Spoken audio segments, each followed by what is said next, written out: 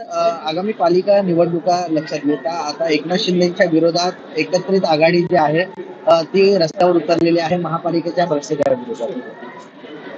मुंबई महानगरपालिका असू दे किंवा ठाणा महानगरपालिका असू, भ्रष्टाचाराचा कळस झालेला आहे आणि त्या कळसाला कुठेतरी जाब विचारावं लागेल म्हणून ठाण्यापासून सुरुवात झाली आहे. मुंबई महानगरपालिकेमध्ये तर उद्धव साहेब, आमचे आदित्य साहेब तर सारखे यांचे घोटाळे बाहेर काढत असतात, परंतु ठाणे महानगरपालिकेची सुरुवात आजपासून झालेली आहे आणि एक म्हणतात तसा इशारा, सुरुवातीचा इशारा आहे.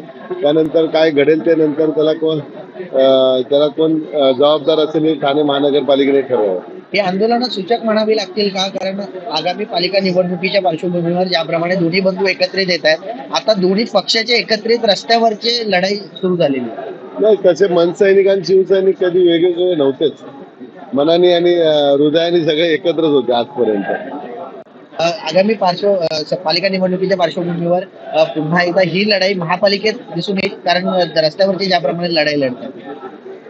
आता दोन बंधू, आम्ही मागे पण म्हटलं, दोन वाघ हे जंगलात एकत्र फिरणार आहेत. त्यामुळे आता बाकीच्यांनी विचार करावा. वाघाचा एंट्री आली की बाकीच्यांना दराना निर्माण होतो, तसं दराना निर्माण होईल थोड्या दिवसात.